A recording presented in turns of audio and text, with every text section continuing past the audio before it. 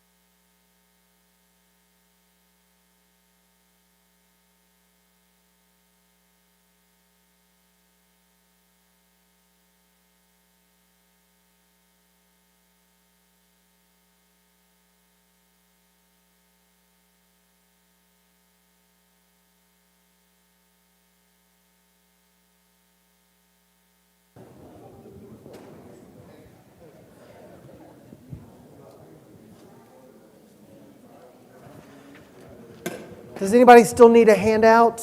Anybody still need a handout? Here you go, Liz or Bill. Here you go. You're welcome.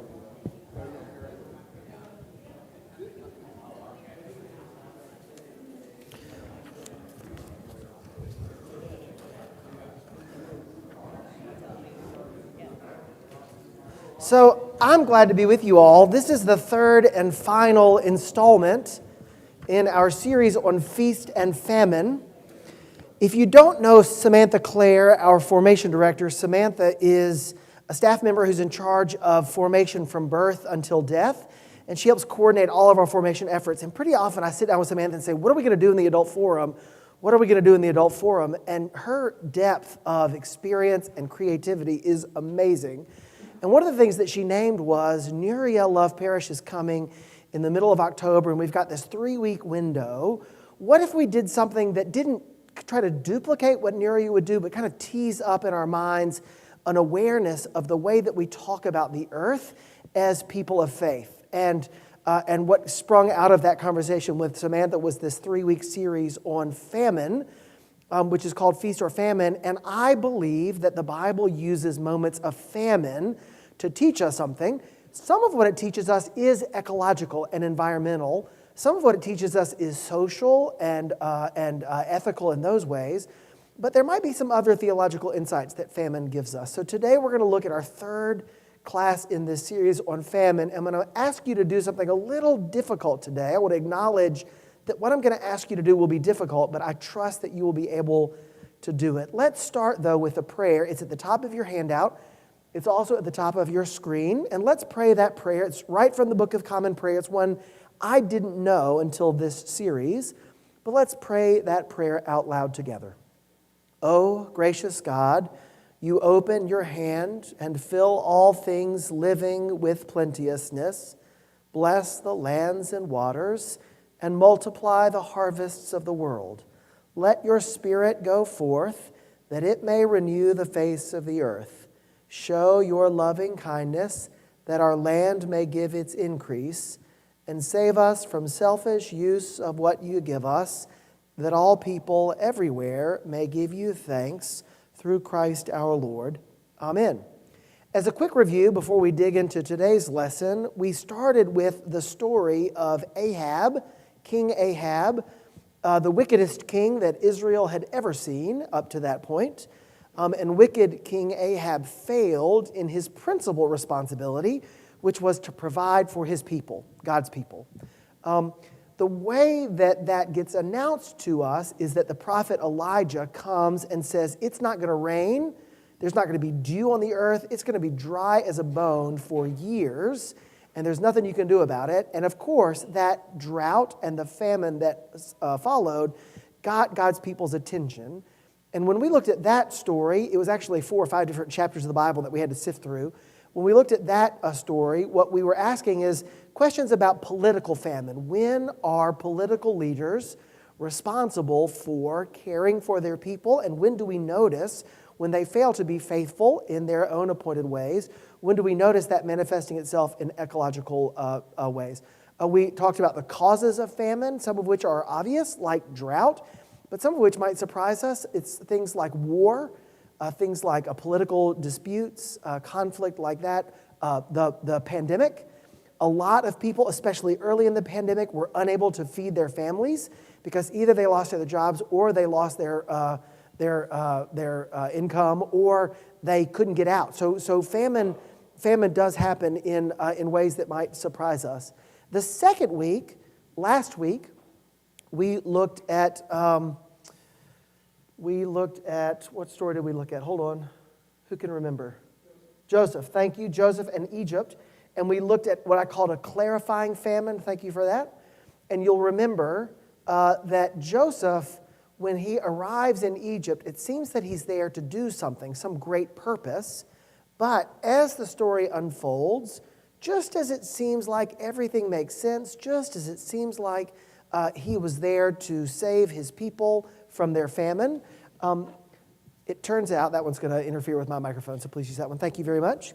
It turns out that by the end of the story, we recognize that his job is to make Pharaoh really, really rich, even to the point of essentially enslaving all of the people of Egypt, not just the Israelites, but all of the people of Egypt. And we found ourselves wondering, what is this famine supposed to teach us about how God is present and how God is active? And maybe even to allow us to look back with hindsight and learn some things that perhaps weren't obvious the first time around. So a clarifying famine. Sometimes God uses famine to help us see what we otherwise might not see. Today, we're going to do something challenging because we're not going to really read a story about famine. We're going to read a story in which famine is fairly incidental. But what I'm going to ask you to do today is to read this familiar story, the story of the prodigal son, and to read it through the lens of famine. Now, normally we hear the story of the prodigal son and we think about lost and found. Or sometimes we'll think about family relationships. We're going to focus on the father's relationship with his 2 sons and the son's estranged relationship. Sometimes we might even want to look at questions of inheritance. It is very rare for us to read the story of the prodigal son and to look at it as something that it has something to teach us about ecology, about famine, about food insecurity. So I want us to do a little bit of what we normally do, which is just to be amazed at the story. But I'm hoping, and it's not going to be easy, but I'm hoping that as we hear this story, we would hear this story in particular through the lens of the famine itself. And at each stage of the story, ask ourselves, what role is the famine playing? What role is the famine playing in the story, and what role is the famine playing in our interpretation of the story? Because I hope, if this works, I hope that what we'll discover is not just a story about famine, but ways in which our own encounter of famine offers us some clarity about our relationship with God. Fair enough? Well, let's dig in and let's look ahead. And it's a much shorter reading today. 3 small sections. There are no staples in your handout, which is always good news. But who would read for us? And you'll see that I've left off half of the citation. I took the time to note that it was 1 through 3, but I forgot to note that it is also 11 through 16. And not even sure if I got those citations for the next section. So there we go. My handout's a little incomplete. But who would read for us, please? Luke chapter 15, verses 1 through 3, and then 11 through 16. It's that first section there at the top of the screen or near the top of your handout. Who would read that for us? And Adeline will bring you a microphone so that we can hear you and so that the people at home can hear you. Who would read that for us? Thank you very much.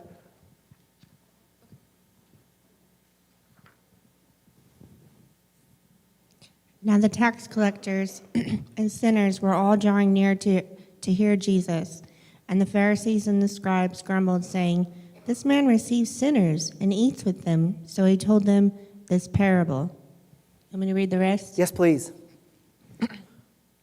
There was a man who had 2 sons, and the younger of them said to his father, "Father, give me the share of property that is coming to me." And he divided his property between them. Not many days later, the younger son gathered all he had and took a journey into a far country, and there he squandered his property in reckless living. And when he had spent everything, a severe famine arose in that country, and he began to be in need. So he went and hired himself out to one of the citizens of that country, who sent him into his fields to feed pigs. And he was longing to be fed with the pods that the pigs ate, and no one gave him anything. Thank you very much. All right, let me just start with the question I often ask. What do you notice? What grabs your attention? What seems interesting in this part of the story? You've heard this story before, but today, where does your focus fall? What's the aspect, the word, the phrase? Yeah, Ray. Seems to be a dig on the Pharisees and the scribes. Yeah, for sure. What else? What else do you hear? The lectionary splits these up, but about 3 or 4 weeks ago, maybe, we heard the missing verses, right? The parable of the lost sheep and the parable of the lost coin. But to read all 3 parables at once is a little much for a Sunday morning congregation, so they split them up, and we heard this parable kind of in the middle of Lent, I think, if I remember rightly. Anyway, what else do you notice in this first paragraph, these first 2 paragraphs? What else do you notice? Yeah, right. He's feeding pigs, an unclean animal. Yeah. How bad could it be, right? Yes. Yeah. Cole.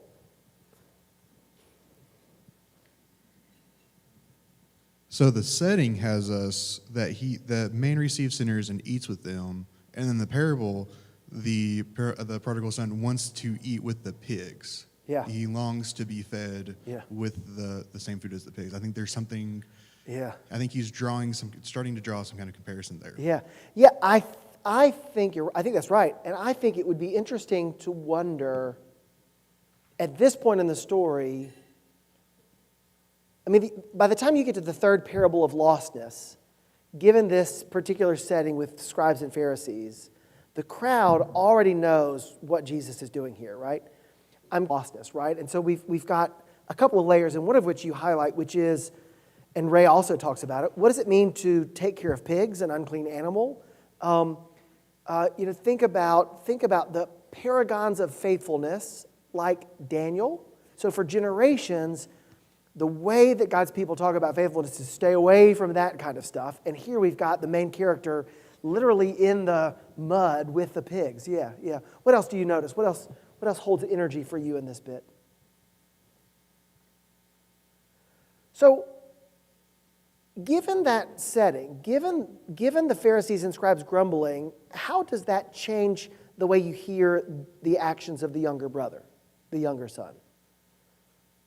Does this sound like a child who's simply saying, look, I'm ready to strike it out. I want to go on my own. Thank you for taking care of me so well.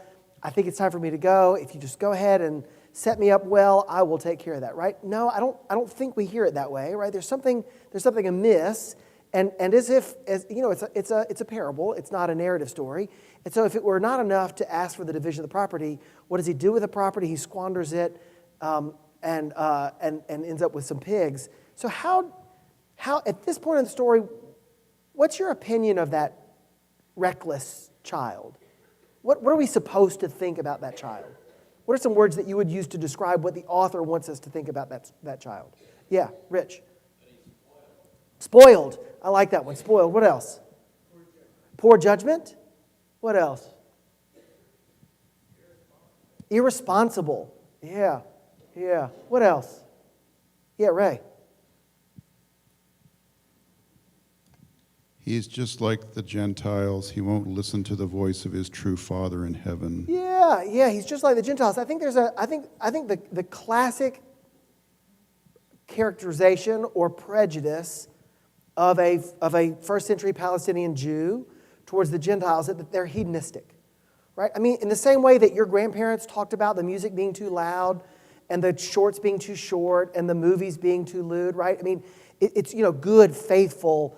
The right people don't do those sorts of things, and the wrong people do. And there's that kind of mentality because they're other, because they're different. And so it's not just an uncleanness because God said so. It's because a whole way of life that's sort of given over to the basic hedonistic pleasures rather than sort of a life of structured faithfulness, right? And so this kid is giving into that in that way, right? Irresponsible, forgets his identity, right? I mean, almost, I've heard preachers say, I'm not exactly sure how true it is, but I've heard preachers say that to ask your parent for your inheritance is basically to wish they were dead, right? That might be true. That might not be true. I do know the Bible says it is, Psalm 133, the motto, if you will, for Swanee, oh, how good and pleasant it is when the brethren, when siblings dwell together in unity, which is to say, why can't the two brothers live together on the estate? Right? This brother is already saying, look, would you please, because this isn't money in a bank account. The child is saying, look, would you sell off those 40 acres and give me the money, because I'm ready to cash it in, live on less for the rest of your life, and go. So there's a real sense of a disregard for one's family identity here. That's certainly contained in the text. So if you didn't know that second question, if you didn't know how the story ends, we know how the story ends. We know it's going to have a happy ending. We know the father is going to be remarkably forgiving, and we know the older brother is going to have a hard time with it. But if you didn't know that yet, if it were only this part of the story, how would you describe the role of the famine? What does it feel like the famine is doing in the story at this point? Teaching a lesson. Teaching a lesson? Yeah. A wake-up call? What else? Yeah, Liz, here comes the mic. There's never so much that you cannot have any. I mean, you can always, the poorhouse is always around the corner, Yep. so to speak. Yep. The poorhouse is always around the corner. Yep. For anybody, right? Yeah. What else is it teaching us? Does anybody feel like it's a punishment? I think it's hard to read this text, given the mentality of those gathered around, and not think, ooh, he got what he deserved, didn't he? Like, he didn't save for a rainy day. He took his wealth and he squandered it, and now he's got nothing. Good for him. Yeah, maybe not. I mean, I don't want to believe that, but it feels like that might be in the text. Yeah, Liz. So I think there's more to the parent's role. I mean, either this parent has said, you need to learn a hard lesson, or I'm not strong enough to parent you in the way that needs to be parented. Yeah. I'm just going to go ahead and give it to y'all. Yeah. And whatever happens, happens. I mean, because the parent put himself in a very perilous position by giving his wealth to two of his kids before he's dead. Yes. Yeah, there's something to be said about the role of parenting in this, right? We sometimes we intervene before our children learn the lesson because we know the lesson will be too hard for them, maybe even threatening to them, right? One way to teach your kid to look both ways when he walks across the street is to let him get hit by a car. But that's not a very helpful way to do that, right? I mean, right? They might not be able to look both ways before they cross the street anymore, right? So sometimes we intervene before they learn the hard lesson, but figuring out how to do that is sometimes a challenge. Yeah, but what else? I also think there's a bit of clarification in this famine, right? He goes from being the rich, popular person in the community, as some plays. Father Chuck, his play the play that we've read a couple of times in the adult forum. There's a sense in which this guy goes from having money to having none, and from being independent to being dependent, and his whole life turns around him. He's in a place he never expected to go. He was a rich man's son, and his life was going to be taken care of, and now he's wishing he could eat the carob pods, the fodder that the pigs are eating. How interesting how that has turned. Any other ways that you want to describe the role of the famine in the story at this point? All right, well, let's read the next bit of the story, and keep in mind that we're going to read this, even though famine will not be mentioned again, we're going to read this with famine in mind. Who would read for us this next part, verses 17 through 24? Who would read that next bit for us, pretty please? Thank you, Rich. But when he came to himself, he said, "How many of my father's hired servants have more than enough bread, but I perish here with hunger? I will arise and go to my father, and I will say to him, Father, I have sinned against heaven and before you. I am no longer worthy to be called your son. Treat me as one of your hired servants." And he arose and came to his father. But while he was still a long way off, his father saw him and felt compassion and ran and embraced him and kissed him. And the son said to him, "Father, I have sinned against heaven and before you.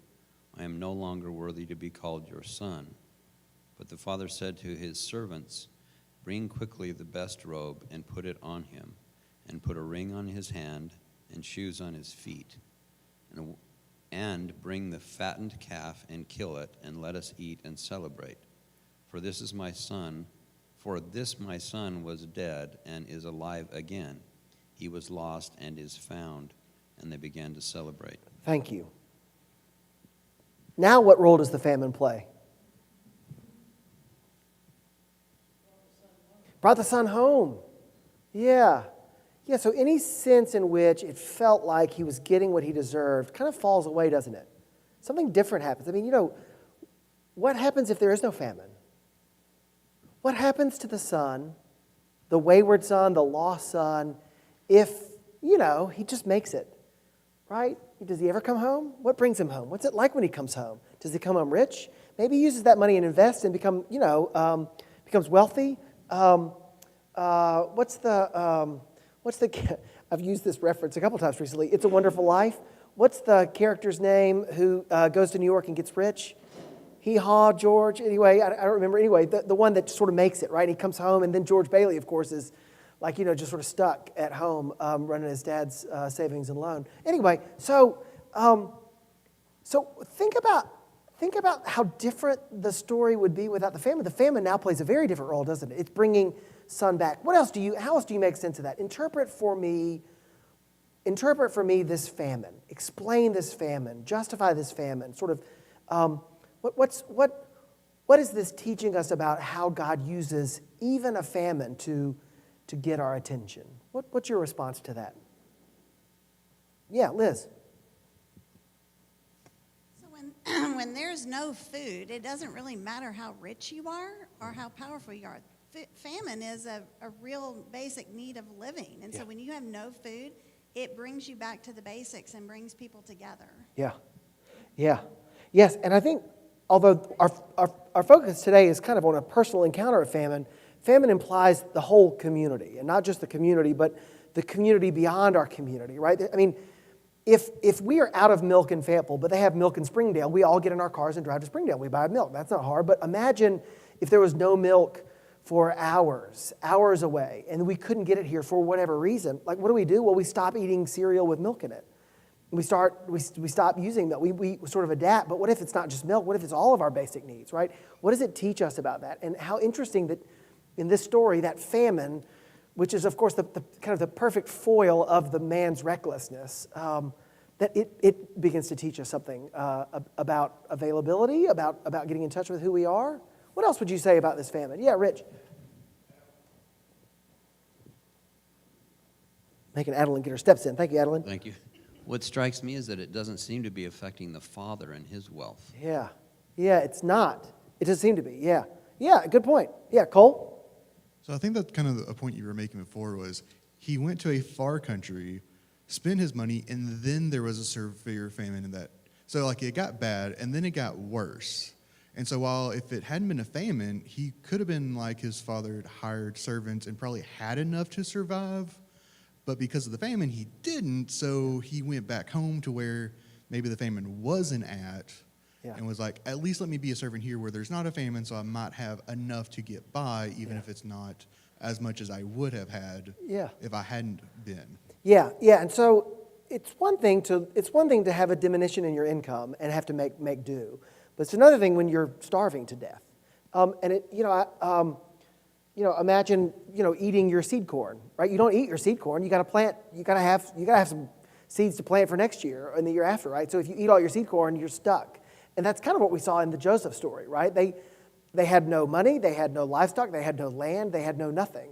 So they even gave their lives over. So there's something about that, yeah. And I wonder if there's something about when human beings get in touch with, are threatened in their most basic ways, what does it push us toward? What does it teach us about our most basic identity? What possibilities does it awaken in us? Yeah.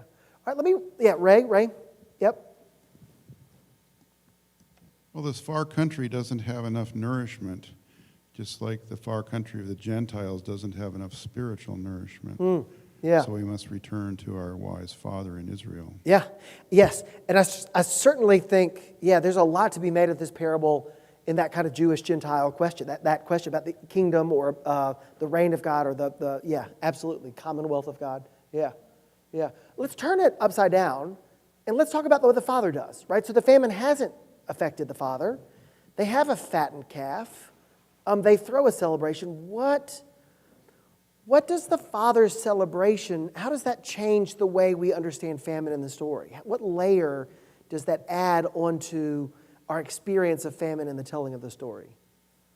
This is kind of a preacher's question, and I'm asking us to do kind of some creative interpretation of the text. But if you were in a class where you had to preach a sermon, and the teacher of that class said, I want you to preach a sermon on the celebration that the Father provides for the Son, and what that teaches us about famine, not salmon, but famine.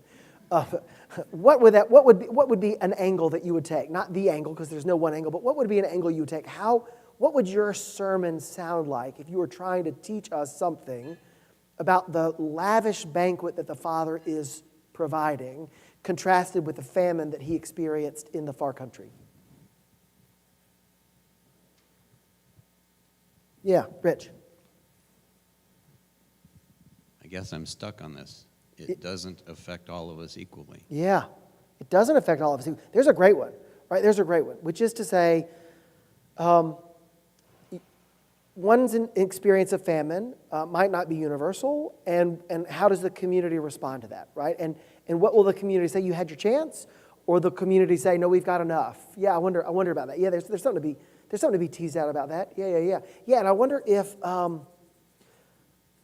to build upon that even further, I wonder if when other people acknowledge or are made aware of the foundational threat that other people are experiencing, whether it awakens in us a response that we might not otherwise make. Like, so I might turn my back on someone who is just a little hungry, but would I turn my back on someone who's about to die because of starvation? Like, I wonder. I don't. Anyway, yeah. What else? Famine, feast. What else? Yeah, Liz, here comes the microphone. I personally feel like there's a personal right for every human being to have a right to food. Mm-hmm. And so for me, people that hoard food or use food as a weapon against other people to make them respond to the ways they want them to believe, I think that's a terrible sin. Yeah. And I think even in America, we should have no hungry people, which we do have a lot of hungry people. Mm-hmm. Yep. And I could never, especially children, how can you turn your back on a child that's hungry? Yeah. I think that's a terrible thing. Yeah, thank you. Thank you for that. Yeah, what else? Yeah, Cole. I think it's interesting that he notes that his father's hired servants have more than enough bread. Yeah. So in that community, it's not that the servants are just trying to get by, that there's more than enough. And so I wonder also if this extravagant feast that he's for the son, how much other in the community also has it, or if this is because usually it's like this is a disproportionate display of celebration, but is it really for that community, or is it really an abundance in that community that this seems on par? Those are great questions, some of which we'll get to in the next paragraph, right? When the brother says, what about me? What about me? Where's my calf? Right? Yeah. But hold on to that. Absolutely. I wonder if, I wonder what this part of the story teaches us about our response to famine, God's response to famine. I mean, I wonder I wonder if this awakens in us not just a need for basic needs to be met, but a sense of to celebrate when there is an abundance, when there is enough. I mean, I wonder if it changes the way we think about the distribution of food, not just to make sure that everybody has enough calories to eat, but that maybe on your birthday you can have a piece of birthday cake, right? You know, lavish though that may be, that you would use that. Sure, I didn't live through any time of war rations. Some of you might have experienced that, and I know some of you grew up in homes where your parents had experienced that, and so you were kind of used to, we're going to have powdered milk. That's just what we're going to have, right? So I wonder what this parable, if we only read it through the lens of feast and famine, what it would teach us about our response to deprivation, to food depravity. Yeah. Well, let's read the last paragraph and see where we go. Who would read for us, please, 25 through 32, the rest of the handout? Who would read that for us, pretty please? Thank you, Richard. Now his older son was in the field, and as he came and drew near to the house, he heard music and dancing. And he called one of the servants and asked what these things meant. And he, the servant, said to him, "Your brother has come, your father has killed the fattened calf, because he has received him back safe and sound." But he was angry and refused to go in. His father came out and entreated him. But he answered his father, "Look, these many years I have served you, and I have never disobeyed your command. Yet you never gave me even a young goat that I might celebrate with my friends. But when this son of yours came, who has devoured your property with prostitutes, you killed the fattened calf for him." And he said to him, "Son, you are always with me, and all that is mine is yours. It is fitting to celebrate and be glad, for this your brother was dead and is alive. He was lost and is found." Thank you. What's the older brother teach us about famine? A strange question to ask, right? But that's sort of where we're living with this lesson. What does the older brother's reaction awaken within us? What does it help us understand about famine, about our understanding of famine, about our response to famine? What's the correction? What's the teaching? Ray? Well, he's a pretty good administrator. There's no famine in his area. Yep. He's done his job. Yep. What else? How often do you... Oh, yep, Molly, let's go with Molly, and then I'll offer my question.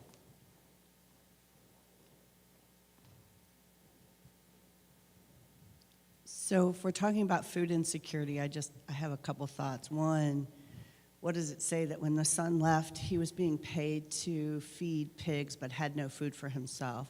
So how does that relate to what we do today, which is pay a whole lot of people that go home with empty bellies? Yeah. The other thing, I think the son that stayed and the dad are in the perspective of famine and feeding are both incredibly selfish. So the son who stayed, he's like, "I've done my work. We have enough food." And the father, instead of sharing what he has, he's celebrating his son. So yeah. I think they're both really selfish. Yeah. If we're talking about the perspective of feeding other people, yeah. And that it's easier to take care of your own than to take care of others. Yeah, thank you. That's a good segue to the question I was going to ask, which how often do you think about what a fattened calf is? Like, think about a fattened calf, not just a calf, but a fattened calf.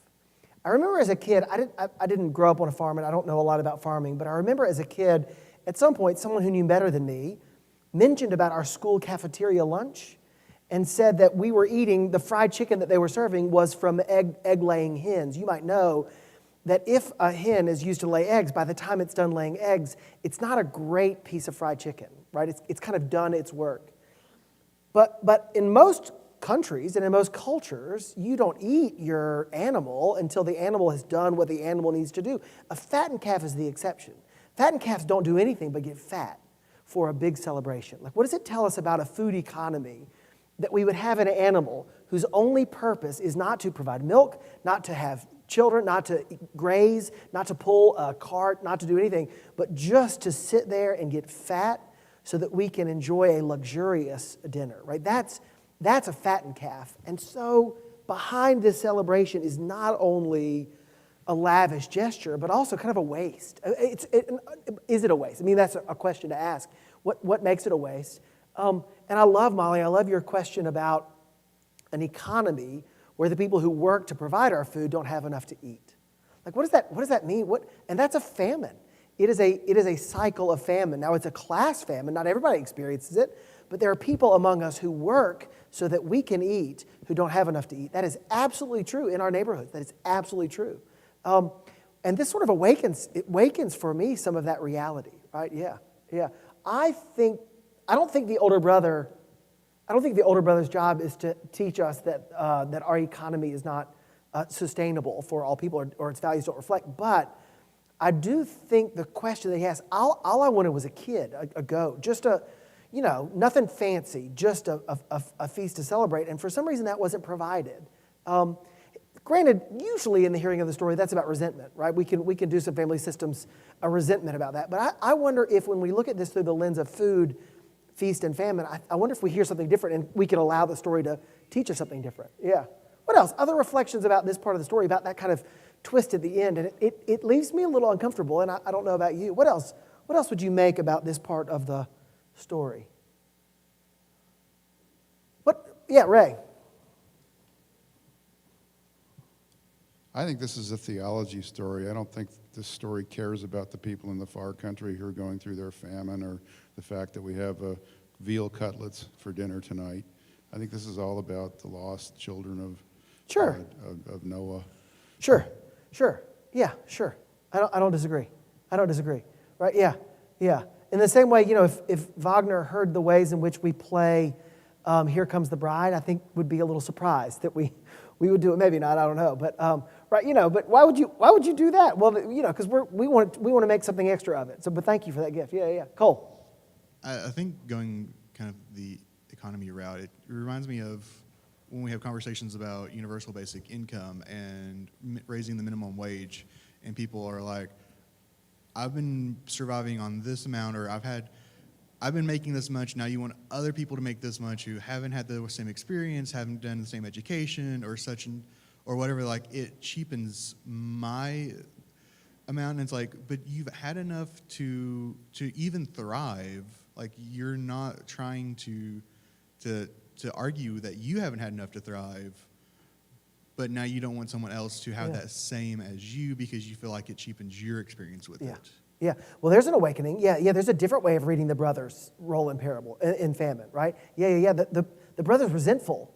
And sometimes our egos get resentful when other people get it without working as hard as we've worked, right? That's not fair. Yeah. Absolutely. And what does that do for?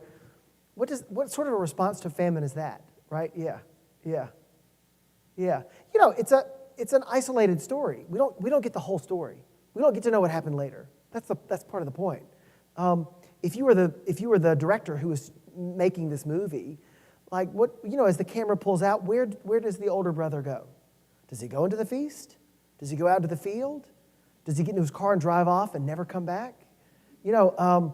Yeah, right? Yeah. So let's look at some of the big questions, right? Theologically speaking, how is Jesus' parable, how does it kind of reject or repudiate what I would call the typical theology of famine, the kind of the famines that we've experienced in the first two stories or maybe elsewhere in the Bible? When you think about famine in the Bible, how is this story kind of a way of saying maybe it doesn't work that way, or how is this story a way of saying, yeah, it works exactly that way? How would you relate this story to what you might feel is the typical, whatever that means, typical theology of famine in the Bible? Is Jesus trying to teach us something different, or is he trying to teach us more of the same? What's your take on it? What's your take?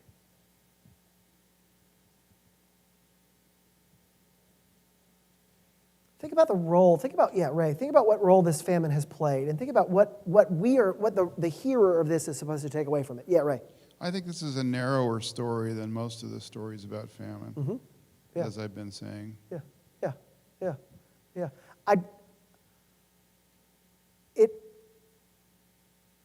It feels like almost if the famine were a character in this story, it's almost a sage, a wise, to give some advice. Go back home.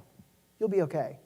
Not a, you wasteful so-and-so, you better repent or else you'll fall away. Like it's hard for me to hear this as God's punishment that awakens within us the call to repentance. Instead, I hear it as, come to your senses, kid, and maybe a little hunger in your stomach will remind you where you really belong. Ray, follow up? Yep.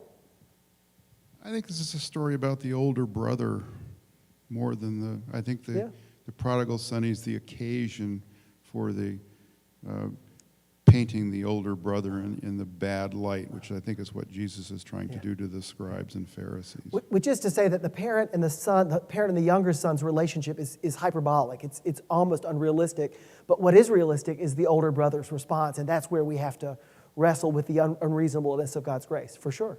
What if we stretch that to famine? Right? What if we stretch that same mindset? If the story of the famine, if the role of the famine and the return are ridiculous, what maybe is not ridiculous is what do we do with it? Like, what do we do? What do we do when someone who has lived without gets what they need? And why does that bother us as much as it so often bothers us? Maybe there's something to be said about that. Do you think God uses large-scale disasters or struggles or events to affect individual change or not? Cole, whether that or another response, what do you help me make sense of a story in which the premise would be that God would cause people to starve and die in order just to await. I mean, it's a story, but just to get across this narrative. What's your response to that? I feel like this goes back to last week when we were talking about Joseph and how maybe not in the moment it doesn't feel like it's not that case, but as we try to make sense of it after the fact, it does feel very pointed that it wasn't maybe the entire purpose of it, but as we try to make sense of it, we look for things and try to wrestle that.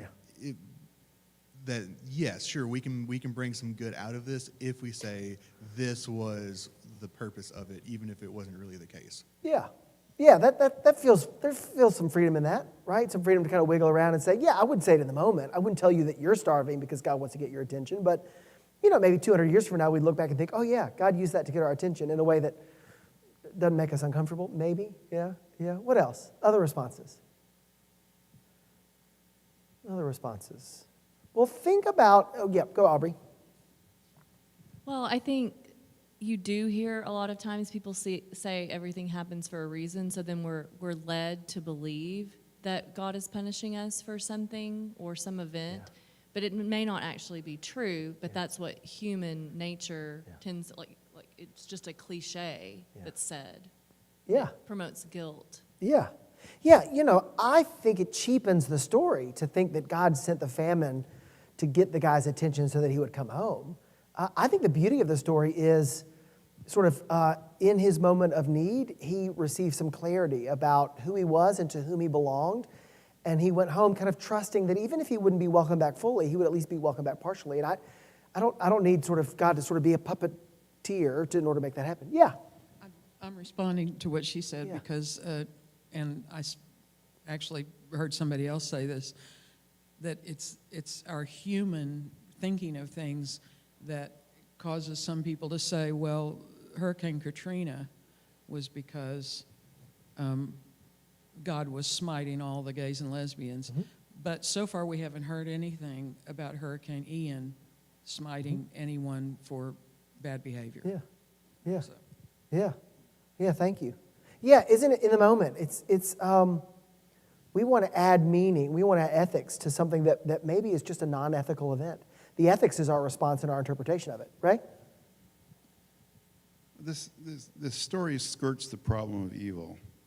And isn't there a place where Jesus says, do you think that those people were unrighteous on whom the Tower of Siloam fell? Yeah. Could you please address this general topic of Jesus skirting the problem of evil? Yeah. I think Jesus lives in a culture. I think we see it in passages like John 5. Is it 5 or 6, the man born blind? Early in John, I think that's probably the fullest treatment we get of that, right? When who sinned, this man or his parents that he was born blind, right? And And there's no easy resolution. There's no obvious thing, but I sense that Jesus lived in a culture in which it was really easy to assert causal relationships on things like that, on the question of evil. I don't feel that Jesus is skirting it, but I think Jesus rejects, and I think the Tower of Siloam is a good example. I think Jesus rejects a causal relationship, but I think for the most part, Jesus is willing to kind of make space for unclear or uncertain activity of God, even in moments like when towers fall. Jesus doesn't give us a way to interpret that, just how not to interpret it, right? And so I think almost a more is less. A lot of parables. Think also about parables that are how much more parables. Like if you know how to give good things to your children, how much more does our God know, right? So using a human experience and a human understanding to kind of project it even beyond what we can imagine. And I think the challenge is that doesn't mean that God is just a really, really, really nice parent. God's other, but maybe there's an experience that we know to be true, and there's a little bit of contrast built into that comparison as well. Yeah, yep, yes. Reed. So, excuse me. I may have missed a little bit of the story, so I apologize. That's if okay. I misinterpreted it, but one thing that I took away from this in terms of large-scale events affecting individual change is that it's often easy to create a sense of otherness when it's a problem that is not affecting you, or it's something that affects people that you don't know. Yeah. And you can find any example of this. My friends and I were actually just talking about this in relation to Hurricane Ian the other day, that people often, the classic tropes of if you give a homeless person money, they're just going to buy beer, or they're not trying to solve their own solution, like fix their problems in a sense. But I think this parable provides a good opportunity to understand that the judgments that you can put on others that you don't know are often different when you're face to face with the problem, and it allows you to register that, well, at least from the father's perspective, and separate from the older brother's perspective, that you don't have to suffer to deserve things. Yeah. And, in relation to Ian, like, so many people that might have never thought that they would be homeless are now in this position. And, not to cast any judgment on anyone, but if there was, let's just create a person that was going to be like, oh, I don't give homeless people money because they're not fixing their problems. Well, now they're gone, and now they're on the other side of the coin, and they didn't deserve that either. And so it's an opportunity to rationalize that people deserve to be happy without the suffering. Yeah, think about the audience to whom this parable is told. It's not people who are starving. It's not people who are lost. It's people who resent those who shouldn't be at the table, right? And how often is that our encounter? All right, thank y'all. I've enjoyed the series. 2 announcements for you. First of all, next week at 10 o'clock, Nuria Love Parrish will be teaching the Adult Forum, our Tippy speaker. And then the 2 weeks after that, the 2 remaining weeks before our Celebration Sunday, I'll be leading an Adult Forum, a 2-week series on the pastoral offices. We're going to look at weddings, and we're going to look at funerals. And we're going to talk about the ways in which weddings and funerals are a part of the life that we share and the worship that we share. Some practical elements. It is not a funeral planning or a wedding planning class, but hopefully we'll leave with a sense in which these events are not just events in the life of a family, but in the life of our church family. So I hope you'll be here next week and for the 2 that follow. Thank you all so much. Yay.